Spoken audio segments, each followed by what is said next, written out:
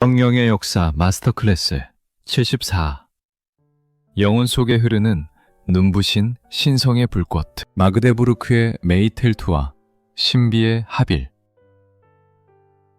여러분 평안하셨습니까? 성령의 역사 마스터 클래스 74번째 시간입니다. 우리는 지난 시간에 피렌체의 예언자 지롤라모 사보나롤라가 어떻게 도시의 허영을 불태우며 하나님의 거룩함을 외쳤는지, 그리고 그가 남긴 회개의 불꽃이 어떻게 오늘날 우리를 깨우고 있는지에 대해 깊은 은혜를 나누었습니다. 오늘 우리가 만날 인물은 그 외적인 정화의 불길을 넘어 우리 영혼의 가장 깊은 내면에서 솟구쳐 오르는 하나님의 눈부신 빛을 노래했던 신비가입니다. 중세 독일 영성의 보석이자 신성에 흐르는 빛이라는 장엄한 영혼의 고백을 남긴 성녀 마그데부르크의 메이틸트입니다.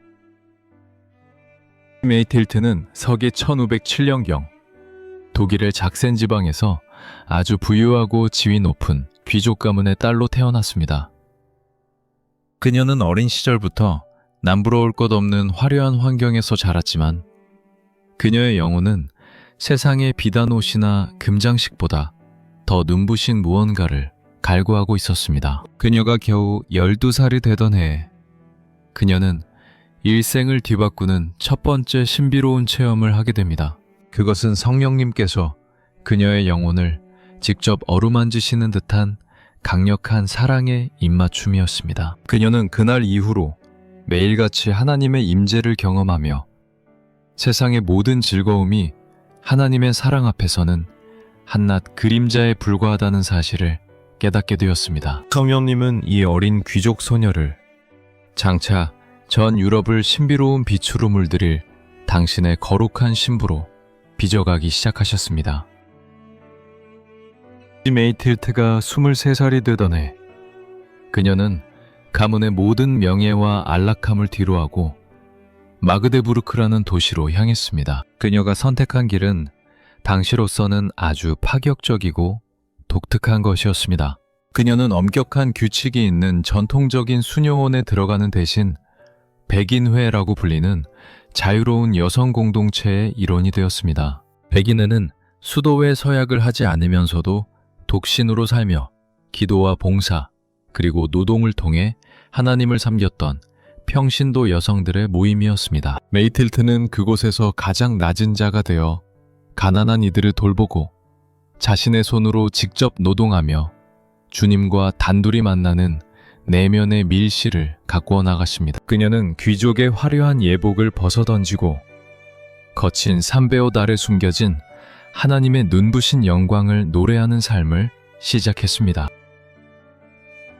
마그데부르크에서의 삶은 결코 평탄하지 않았습니다. 메이틸트가 겪었던 영적인 환상과 하나님과의 친밀한 대화들이 사람들에게 알려지기 시작하자 당시 교회의 보수적인 성직자들은 그녀를 의심의 눈초리로 바라보았습니다. 어떻게 배움이 없는 여성이 저토록 심오하고 대담한 신학적 표현을 쓸 수 있는가? 라는 질투 섞인 비난이 쏟아졌습니다. 하지만 메이틸트는 멈추지 않았습니다. 그녀는 성령님의 강력한 권유에 따라 자신이 보았던 환상과 하나님과 나누었던 대화들을 독일어로 기록하기 시작했습니다. 이것이 바로 기독교 신비주의 문학의 위대한 금자탑인 신성의 흐르는 빛입니다. 그녀는 이 책에서 하나님을 단순히 멀리 계신 창조주가 아니라 우리 영혼과 뜨거운 사랑을 나누는 연인으로 묘사하며 중세 영성의 새로운 지평을 열었습니다.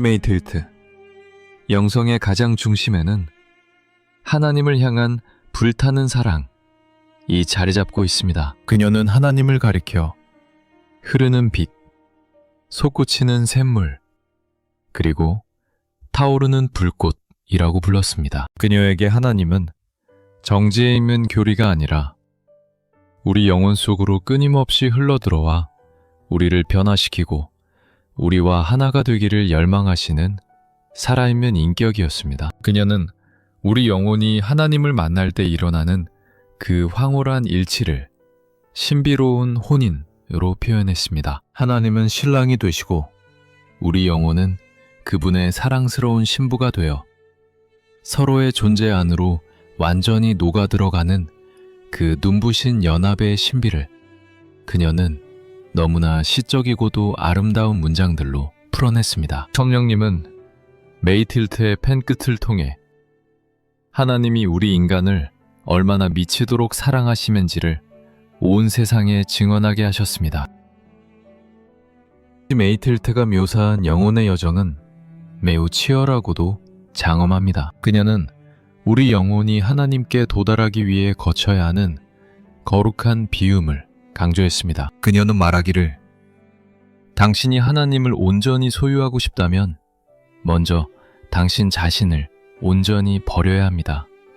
라고 가르쳤습니다. 이것은 단순히 욕심을 버리는 수준을 넘어 나의 의지, 나의 명예, 심지어 나의 영적인 만족까지도 모두 하나님의 손에 맡기면 철저한 자기 부인이었습니다. 메이틸트는 우리 영혼이 완벽하게 가난해질 때 비로소 하나님이라는 거대한 바다가 우리 안으로 흘러들어올 수 있다고 보았습니다. 그녀의 가르침은 훗날 마이스터 에크하르트와 요하네스 타울러 같은 독일 신비주의 거장들에게 지대한 영향을 주며 내면 영성의 든든한 초석이 되었습니다.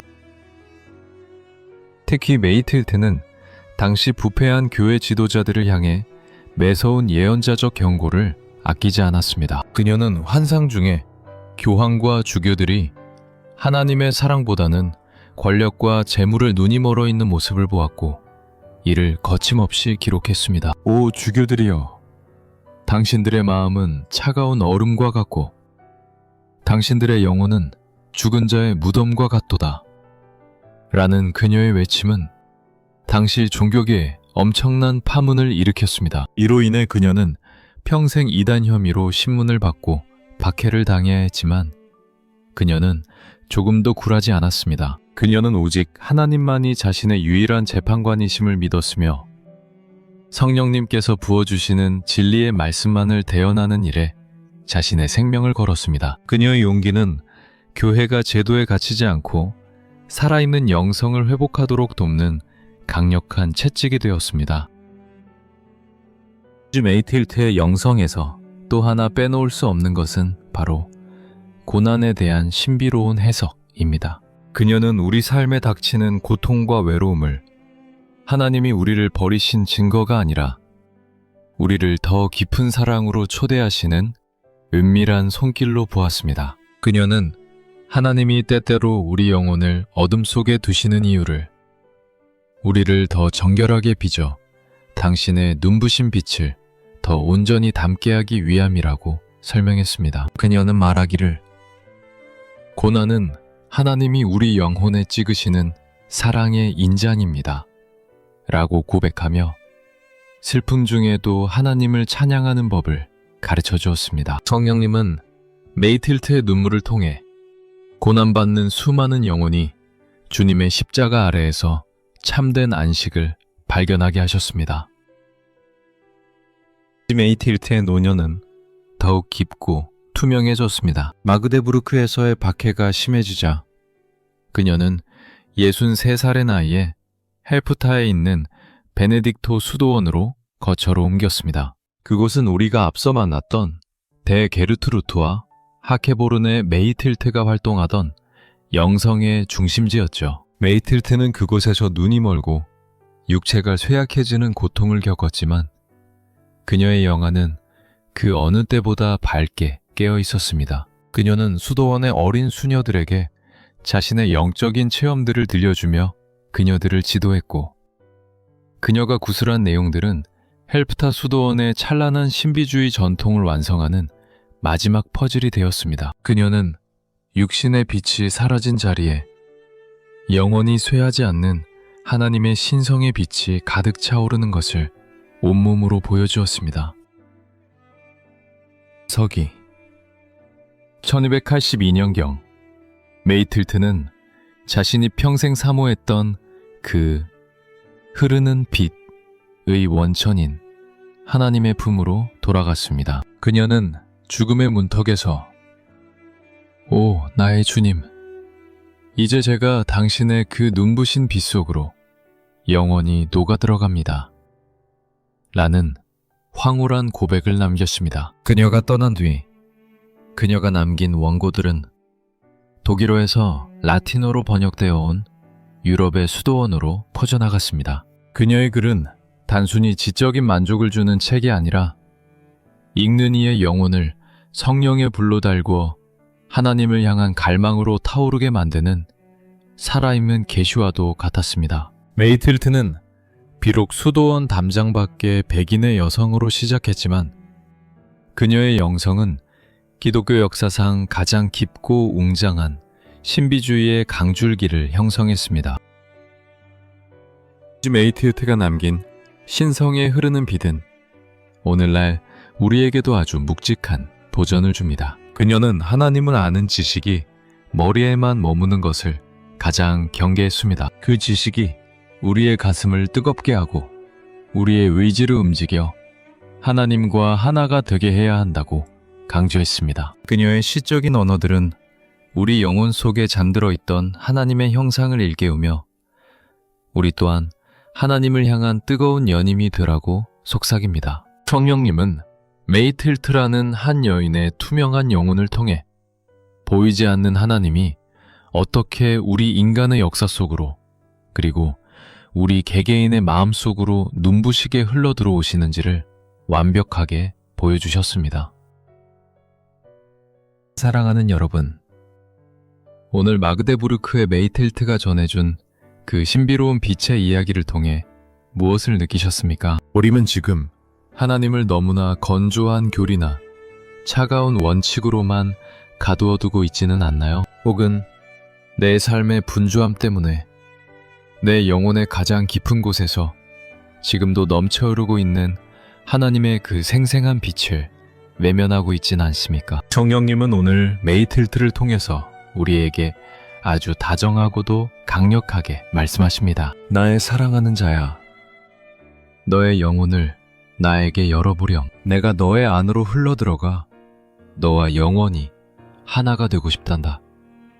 라고 말이죠. 메이틸트가 보았던 그 흐르는 빛은 멀리 있는 것이 아니라 바로 지금 여러분의 마음 문을 두드리고 계시는 성령님의 손길입니다. 여러분이 마주한 일상의 어두운 터널들, 남들에게 말 못할 아픔과 고독의 시간들을 결코 불행으로만 여기지 마십시오. 메이틸트가 가르쳐준 대로 그 어둠은 하나님의 빛이 더 선명하게 드러나기 위한 거룩한 배경일 뿐입니다. 내가 나의 자금을 인정하고 나를 온전히 비울 때 비로소 하나님의 그 장엄한 빛이 우리 영혼을 가득 채우기 시작할 것입니다. 세상의 화려한 조명들에 마음을 뺏기지 말고 내면의 깊은 골방에서 나를 기다리고 계시는 그 영원한 빛의 주인공을 대면해 보시길 바랍니다. 그때 여러분의 영혼은 세상이 줄 수 없는 신비로운 기쁨과 평강으로 충만해질 것입니다. 진리를 위해 세상의 비난과 오해를 두려워하지 않았던 메이틸트의 기계를 보십시오. 그녀는 권력자들의 위협 앞에서도 하나님이 주신 음성을 정직하게 선포했습니다. 진짜 위대한 인생은 사람들에게 얼마나 인정을 받았느냐가 아니라 하나님의 빛을 얼마나 투명하게 반사하며 살았느냐에 달려 있습니다. 여러분의 삶 속에서도 신앙을 지키기 위해 외로운 길을 걸어야 하는 순간이 있습니까?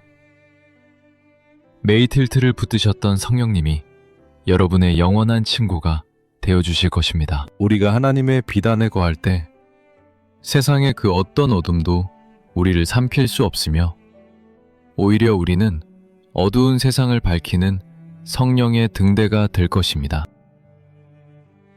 오늘 하루 여러분의 마음속에 흐르는 하나님의 빛을 가만히 응시해 보십시오. 그 빛이 여러분의 상처를 치료하고 여러분의 굽은 생각을 바로잡으며 여러분의 메마른 영혼을 촉촉하게 적시는 것을 느껴보시길 바랍니다. 마그데부르크의 메이틸트가 노래했던 그 눈부신 신비의 하빌이 오늘 이 영상을 보시는 여러분의 일상 속에서도 실제적인 사건으로 일어나기를 축복합니다. 내가 하나님 안에 있고 하나님이 내 안에 계시는 그 황홀한 사랑의 신비가 여러분의 가장 큰 자랑이자 능력이 되시기를 간절히 소망합니다.